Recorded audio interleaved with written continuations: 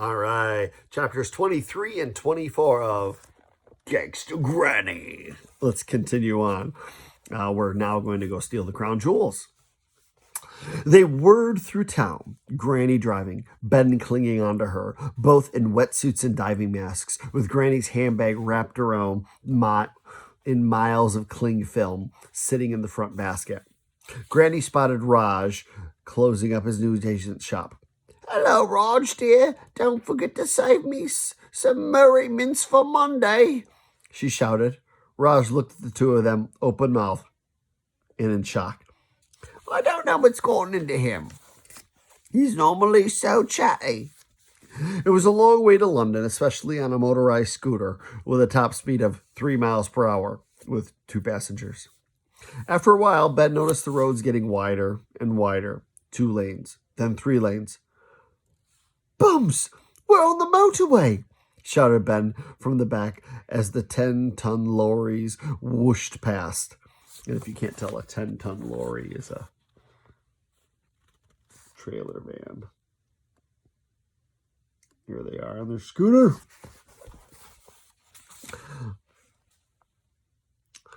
Nearly wrenching the scooter off the road in the force of their slipstream. "You know, you really shouldn't swear, young man," said Granny. "Now I'm going to step on it, so hold tight." A moment later, a particularly big petrol tanker thundered by, inches from their heads, beeping its horn.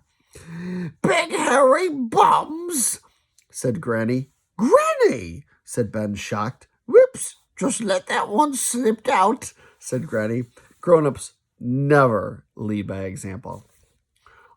I'm sorry, Granny, but I'm not sure this thing is built for a motorway," said Ben as they're speeding down the highway.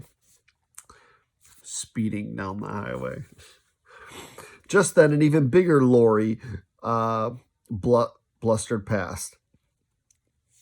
Ben could feel the wheels of the scooter lift off the ground for a second as the slipstream dragged it in the lorry's wake.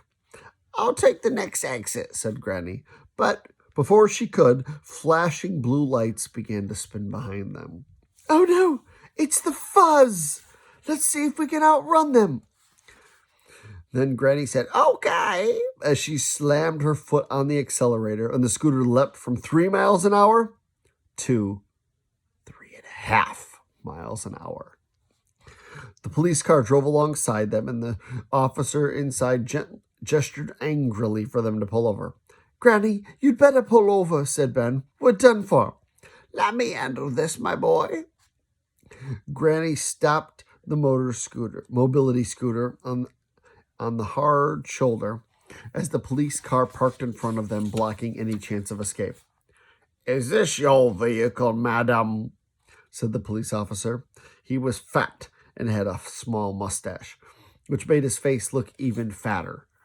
He also had a smug expression on his face that suggested telling people off was his favorite thing in the world.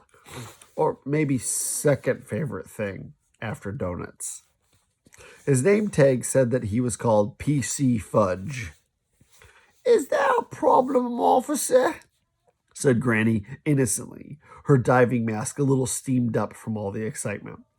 "Yes, there is a problem. The use of motorized mobility scooters on a motorway is strictly prohibited," said the police officer in a patronizing tone. Other modes of transport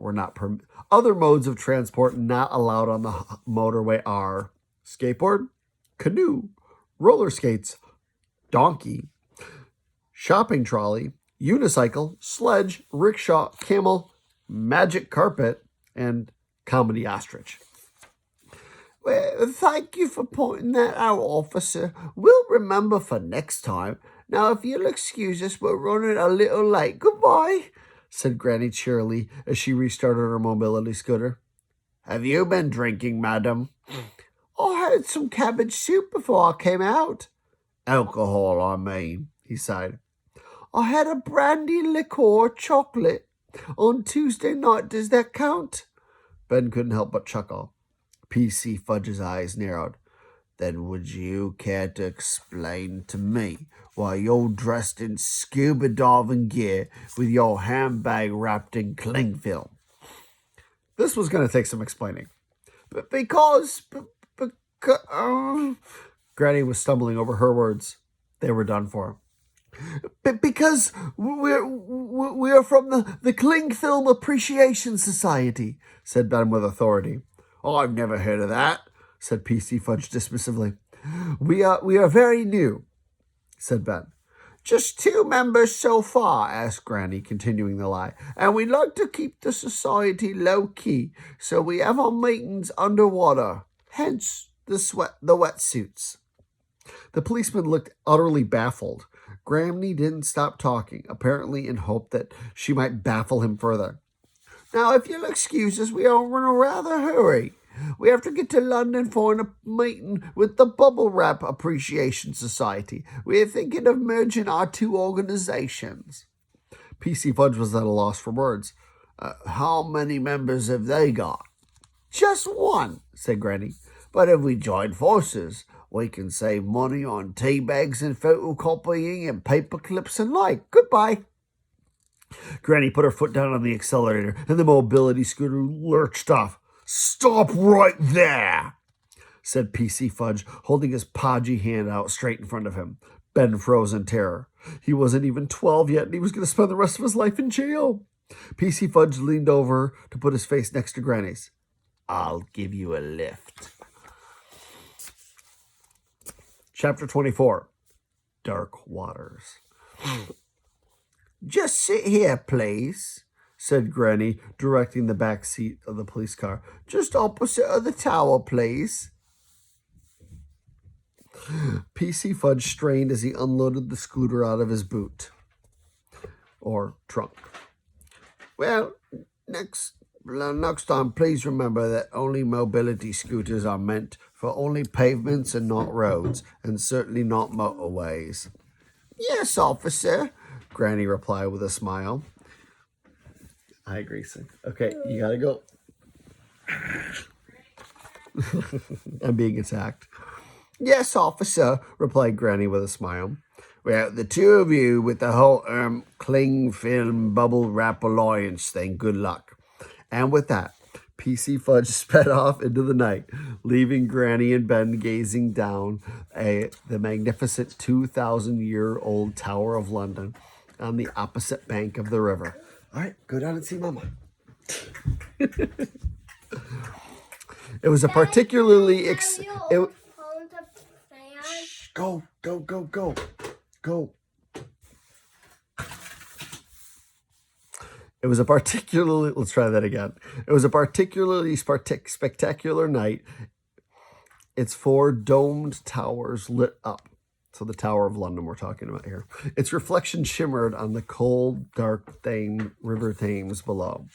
The tower was once a prison, with an illustrious list of former inmates, including future Queen Elizabeth I, the adventurer Sir Walter Raleigh, the terrorist Guy Fawkes, the senior Nazi Rudolf Hess, and my mother. There's an asterisk there. So let's see what the asterisk says. I lied about that last one. My mother was never locked up in the Tower of London, but she could be because she puts coffee in her banoffee pie. She says the offie in banoffee is for coffee when it should actually be toffee. I don't know. All right. So now, though, the tower is a museum and home for the priceless crown jewels, housed in their own special jewel house. The unlikely pair of gangsters stood at the riverbank. Are you ready? Asked Granny, her mask completely steamed up from sitting in the back of the police car for over an hour. Yes, said Ben, trembling with excitement. Oh, I'm ready. Granny reached out to hold Ben's hand, and then she counted 3, 2, 1. And on 1, they leapt into the dark waters below. The water was freezing cold, even with wetsuits on. And for a few moments, all Ben could see was black. It was terrifying and exhilarating at the same time. When their heads bobbed out of the water, Ben took the snorkel out of his mouth for a moment. Are you okay, Granny? I've never felt more alive. They doggy paddled across the river. Ben had never been a great swimmer and lagged behind them a little. Secretly, he wished he had brought his armbands or at least a lilo. A huge party cruiser with music blaring and young people shouting chugged down the river. Granny had swung ahead and Ben lost sight of her. Oh no! Had she been crushed by the cruiser? Was Granny in a watery grave at the bottom of the Thames? Come on, slow coach! Shouted Granny as the party boat passed by, and they caught sight of each other. Ben sighed with relief and continued doggy paddling across the deep, dark, dirty water. According to the diagram in Plumbing Weekly, the sewage pipe was situated just left of the Trader's Gate. This was an entrance to the tower, accessible only from the river, where many prisoners would be taken to be locked up for the rest of their lives or beheaded. Nowadays, Trader's Gate had been bricked up, so the pipe was the only way into the tower from the river. Then, with a rush of relief, Ben found the pipe. It was partly submerged under the water. It was dark and eerie, but he could hear the echoes of lapping waves reverberating inside of it. Suddenly, Ben began to have second thoughts about the whole adventure. As much as he liked plumbing, he didn't want to have to crawl up an ancient sewage pipe. Come on, Ben, said Granny as she bobbed up and down in the water. We haven't gotten this far to give up now. Well, thought Ben, if a little old lady can do it, then I certainly can. Ben took a deep breath and propelled himself into the pipe.